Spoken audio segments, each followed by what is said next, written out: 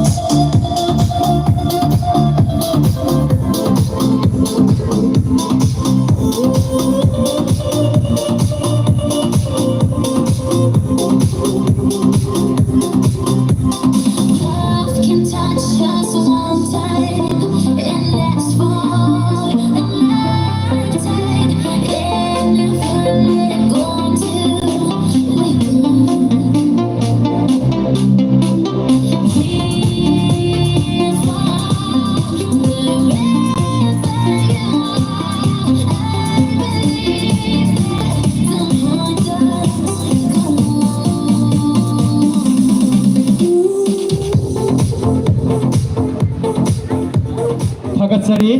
Judge Humbu ahan babakta Haujek Judge no phapam lam the election khibagaloina na ahan boina class 4 to 6 ki chhatra singhi compete unaga daba sida ahan boina kokthok sari Rivas class 4 roll number 31 mahaki mathak na same saraga laigidaba singa today Rabia class 4 Safia class 4 Kulsum class 4 Subaya class 5 asina simba same sara laina bakhangan jari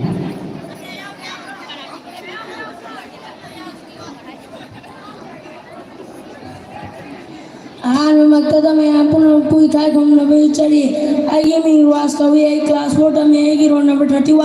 आइए सरेंगे mummy इमामनपुर लाथोक चढ़ गई सरें खुरमचरी इमामनपुर चिंचांग लोग थोलिबे तुरेला सिरबे Assam vision लेतेंबे पंधादन दोगनबे चारी मपाल थारबे नौकरी में ओलिंगबे मरिबु मंगानारिबे मालेमसा नफाउरबे PV थोजन पलेमो thank you स्वागत सरी Next, Rabia class 4. Rabia class 4. आगे मतलब the same सारा का लेगा तो भी Safia class 4.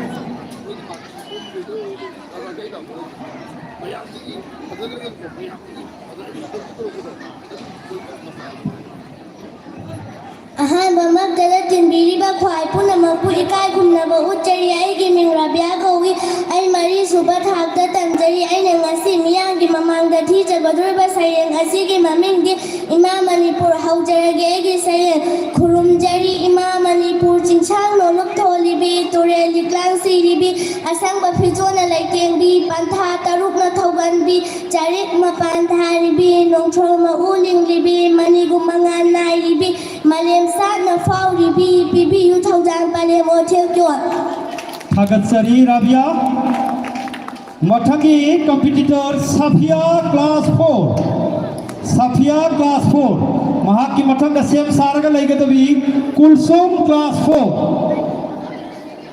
Safia की मठग the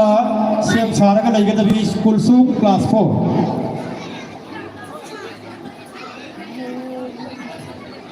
ahan babak kita bayapu nama pupu romjari ai class 4 tami ai na lan biang ni babang dalan thok sa galori ba sare ngasi ki maming di Imam Manipur lan thok sa lagi ki sare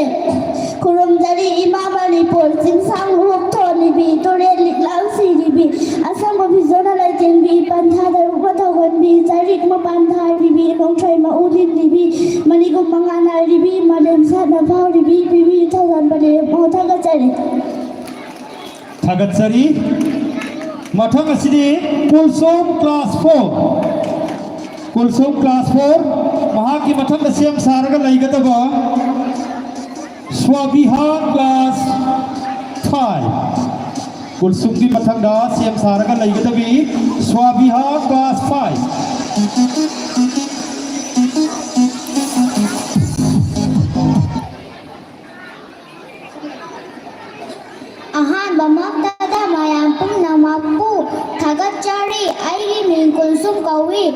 ai class 4 da tamli mayang mamang da thi jagadaba sari ngasi gi maming Ima Manipur haujarage ai gi sare khurumjari Ima Manipur chingsang lungup tholibi turen liklang siribi asam babajuna litimbi pantha taruna thawanbi chari ma pantharibi namtrai ma ulinglibi manigun manganaribi malem sana pauribi bibi yu thaujan palem thank you Thagat sari kurso mathang asidi Ayin B class Swabiha class 5 Swabiha ki mathang da same saraga lagi tabi Ayin B class 5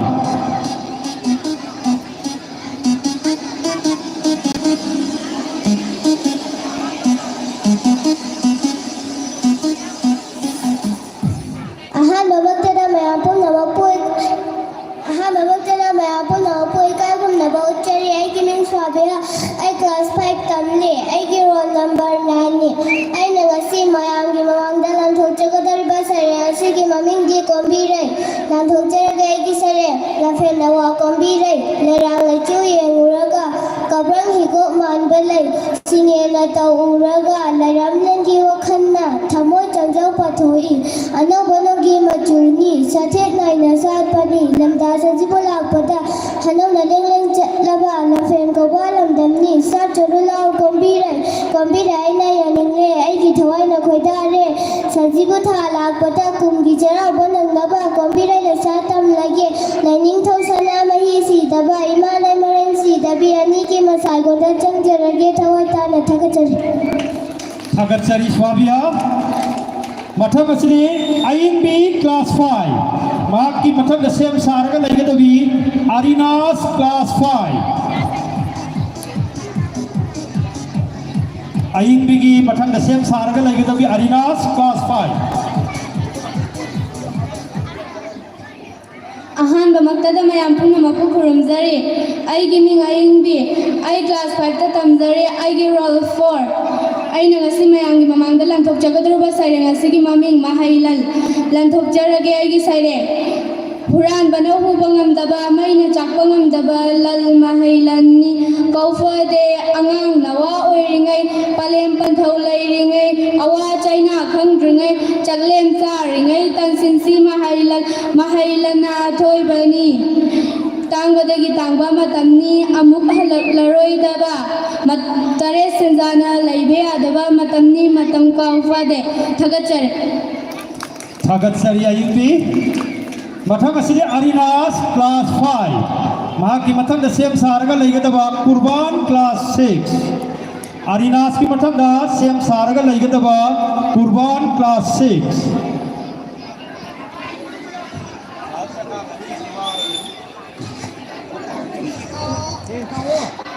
Ahanba magtada mayam pumnamapu khurumjari aigi ming Alinas ai class 5 ta tamjari aigi roll number 1 ai ngasi mayam gi mamangda thi jagadoriba saire ngasi gi maming gi sana lebak ta pokpani haujarage aigi saire sana lebak ta pokpani sana lebak ta chaubani Tikendrajit Jadonang Narsingha Irabat ninthoi ngambi ga jelu makhoi gi macha masuni ai khoi Manipuri haibase sana na mayung ka balam nupana ma fel oi balam bagya chandra gi pok na fam seasonary bigisa na fam lamdam sida pok pani ai khoi Manipuri haibase thauna kaida watuna ayam basingda changani laini da kari noptuna hinchai tamba oi gani sati da kari tangduna Manipuri nupibu hunthani thoibigi mi jarmutriye sati khongang lairiye thagachari Thagat sari Arinas Mahak ki mathang da Kurban class 6 Kurban ki mathang da same saraga lagi tabi Dafia Khan class 6 Kurban ki mathang da same saraga lagi tabi Dafia Khan class 6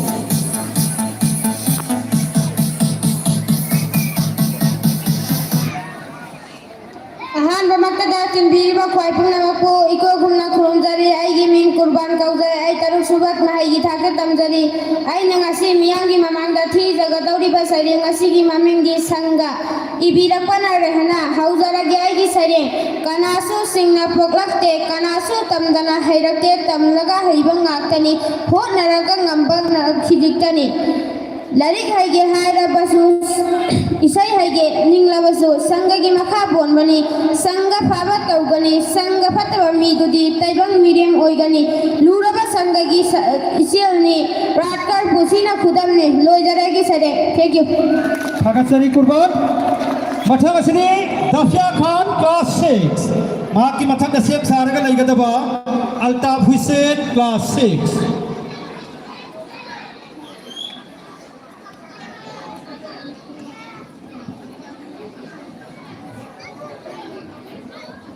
Ahaan ममक्तदा तिनबिरिबा खाइ पुमनमकपु इकाय खुमदबा उच्चरी आइगी इमिंग दफिया कौजै आई महिगी थाक तरुक सुबदा तमजरी आइगी सैरेगी ममिंग अपुनबदा पंगनी मसिबु इबिरकपना Ranbir Ningthouja हौजरगी आइगी सैरेंग अपुनबदा पंगनी मलेंगी मिपुंग खुदिंगना कलकना फमो इरंबा इरमदमनी Manipur रिदु तरुना थौगनबा मसाइगोनी Imangi अवात अपा लैतना हाइना हुंगा पालंबा अदुबु कदाई ngasidi mihatung ole lamdam se noroki konga pangkhak oi nille mikap moira khona ahing nung thin naidana poirei imagi masai ko laiba kangkhong chai ra fau kari gi pusin bahai triba naitom chatpa pamriba babok oi khini khallibra naitom chatpa pamliba babok oi khini khallibra law ai khoi pumnamak amato oina tangsin si tawning bata tawba semning bata semba maning tamba ai ang force special power 1950 ai amuba ai sigi marumda mutkiba dare khunai se malem nei mai thak tungkiba dare furup se taibang sambak thak tagi tipura laibang tipuri tangkhun tungna musilak pawari to oya lai hauba ngasi itihasik oi hauba mangnate taibang ni khangliba natra pumnamak mangnate taibang ni khangliba natra pumnamak samban khade laibak se mapu pandre lamdam se malengi anganba ayukta aikhoigi ipa ipusingna thawaya pontha piduna masagi angangba ikengtana yekchiramba ngamkhaini kauthokna re pumnamak lalong chukli pairiba loilam sasangi mapuna sanari momon noktuna divide rule policy I masen khathokna furup tumna mangnaba silli porang mathang satrangi porang kangbagum mayam pumnamak puthagasari थागतसरी Dafiya Khan class 6 मा की मथंगदा से Altaf Hussain class 6 Altaf Hussain की मथंगदा same सारगा लैगदबी Noor Aisha class 6 Altaf Hussain की मथंगदा सेम सारगा लैगदबा नूर हुसैन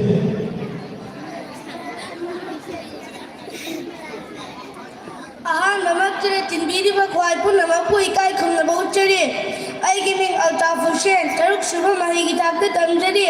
आइना ngasi miyanggi mamangda lanthoksagadariba saireng ngasi ke maming taibangda oza mahiroy saireng ngasubu ibiba maibam saista lobirasi aigi saireng mapuk sing hingliba sangsar sida thengnare oza mahiroy takpidi mahilab sing kaya akhakpa leita atat akham leitana mahigi lamda solaba mahiroy khangan bide ngasi uhan bide imichira mapuk sigi amam angi taibang takpa ya jaba mapugi kumhaida yaura reikoi su thumigum manaba lambe le chatuna manaba midyeng de yengduna lamjing liba ozawo ozagi mitmeng wandal ozagi mitmeng wang malanda ozagi mit indi thaptuktana chalasi ai khoi kusamna telaba taibang kumhaida thumi oiriba ai khoina manana haimang sagumsi lajinda ten kaupumsi kalasi ai khoi gonaga taurasi thau isagi mai paksi ai khoina singsilaman ozagi pumnamak mapuna piba khudoni thagachari Altaf next मथंग असदे Nuraisa class 6 महा की मथंगदा same सारगा लैगदबा Sajad class 6 Nuraisa की मथंगदा Sajjad class 6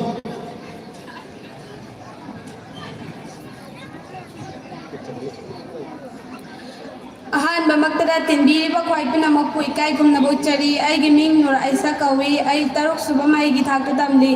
ꯑꯩꯅ ꯉꯁꯤ ꯃꯤꯌꯥꯝꯒꯤ ꯃꯃꯥꯡꯗ ꯂꯥꯟꯊꯣꯛꯆꯒꯗꯧꯔꯤꯕ ꯁꯩꯔꯦꯡ ꯑꯁꯤꯒꯤ ꯃꯃꯤꯡꯗꯤ ꯏꯃꯥꯒꯤ ꯃꯃꯣꯟ ꯃꯤꯅꯣꯛ ꯁꯩꯔꯦꯡ ꯑꯁꯤꯕꯨ ꯏꯕꯤꯔꯛꯄꯅ ꯔꯣꯃꯤꯂꯥ ꯂꯧꯕꯤꯔꯁꯤ ꯑꯩꯒꯤ ꯁꯩꯔꯦꯡ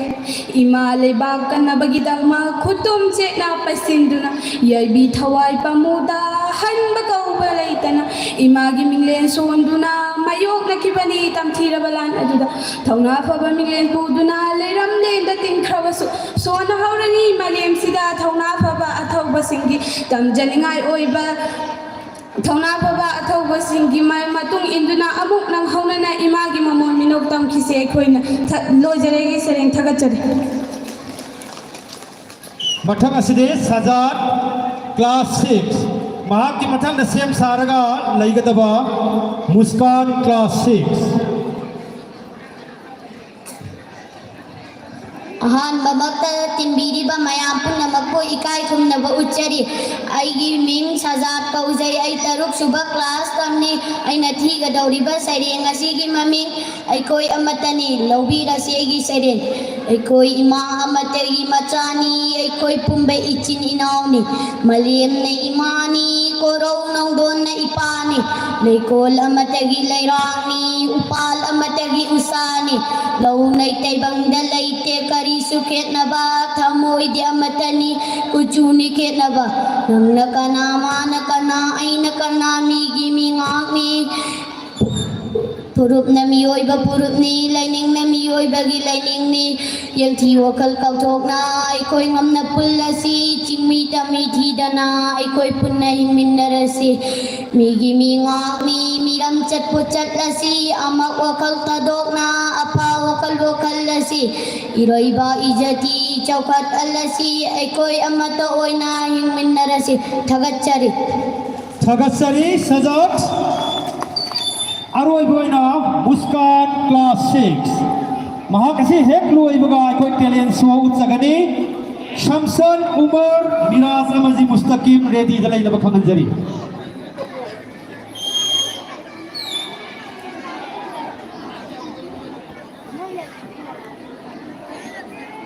ꯑꯩꯅ ꯉꯁꯤ ꯇꯤꯟꯕꯤꯔꯤꯕ ꯃꯤꯌꯥꯝ ꯄꯨꯝꯅꯃꯛꯄꯨ ꯑꯍꯥꯟꯕꯃꯛꯇꯗ ꯏꯀꯥꯏ ꯈꯨꯝꯅꯕ ꯎꯠꯆꯔꯤ ꯑꯩꯒꯤ ꯃꯤꯡ ꯃꯨꯁꯀꯥꯟ ꯀꯧꯏ ꯀ꯭ꯂꯥꯁ 6 ꯁꯨꯕ ꯊꯥꯛꯇ ꯇꯝꯖꯔꯤ ꯑꯩꯅ ꯉꯁꯤ ꯃꯤꯌꯥꯝꯒꯤ ꯃꯃꯥꯡꯗ ꯂꯥꯟꯊꯣꯛꯆꯒꯗꯕ ꯁꯩꯔꯦꯡ ꯑꯁꯤꯒꯤ ꯃꯃꯤꯡꯗꯤ ꯈꯣꯡꯖꯣꯝ ꯅꯨꯃꯤꯠ ꯑꯏꯕꯅ ꯔꯥꯖꯀꯨꯃꯥꯔꯤ ꯁꯤꯇꯔꯖꯤꯠ ꯁꯤꯡꯍ ꯍꯧꯖꯔꯒꯦ ꯑꯩꯒꯤ ꯁꯩꯔꯦꯡ ꯉꯁꯤ ꯈꯣꯡꯖꯣꯝ ꯅꯨꯃꯤꯠꯅꯤ ꯃꯩꯇꯩ ꯃꯥꯏꯊꯤꯕ ꯅꯨꯃꯤꯠꯅꯤ ꯃꯩꯇꯩ ꯂꯤꯡꯖꯦꯜ ꯏꯈꯦꯡꯗꯤ ꯋꯥ ꯋꯥ ꯆꯦꯟꯖꯈꯤꯕꯅꯤ ꯕ꯭ꯔꯤꯇꯤꯁ ꯁꯛꯇꯤ ꯏꯄꯥ ꯎꯠꯅꯤꯡ ꯇꯝꯃꯨꯟꯕ ꯂꯥꯛꯈꯤꯗꯣ ꯃꯥꯏꯊꯤꯔꯕꯁꯨ ꯎꯠꯆꯈꯤ ꯈꯣꯡꯖꯣꯝ ꯅꯤꯡꯇꯝ ꯂꯤꯡꯖꯦꯜꯗꯣ ꯄꯨꯌꯥꯒꯤ ꯆꯦꯟꯖꯟꯁꯤꯡꯗ ꯃꯌꯦꯛ ꯂꯥꯅ ꯏꯈꯤꯗꯣ ꯃꯩꯇꯩ ꯐꯨꯔꯨꯞ ꯑꯄꯤꯛꯈꯛ ꯂꯤꯡꯖꯦꯜ ꯐꯅ ꯐꯕꯗꯣ ꯈꯣꯡꯖꯣꯝ ꯐꯔꯕ ꯑꯁꯩꯕ ꯁꯛꯆꯩ ꯈꯣꯡꯖꯣꯝ ꯂꯥꯟ ꯃꯩꯇꯩ ꯂꯤꯡꯖꯦꯜ ꯎꯕꯗ ꯕ꯭ꯔꯤꯇꯤꯁ ꯅꯣꯡꯁꯥ ꯑꯊꯧꯕ ꯉꯛꯂꯗꯨꯅ ꯄꯥꯜꯍꯟꯈꯤ ꯃꯩꯇꯩ ꯅꯤꯡꯊꯧ ꯅꯤꯡꯇꯝꯕ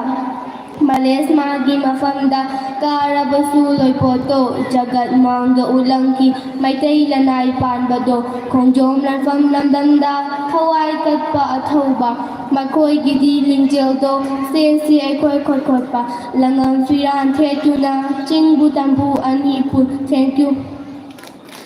थगच्चरी मतंग असिदा कोई क्लास 4 to 6 की मणिपुरी रिसाइटेशन की मतंग असिदा कोई लोसिंजरी जर जहुना ऑफिस संपी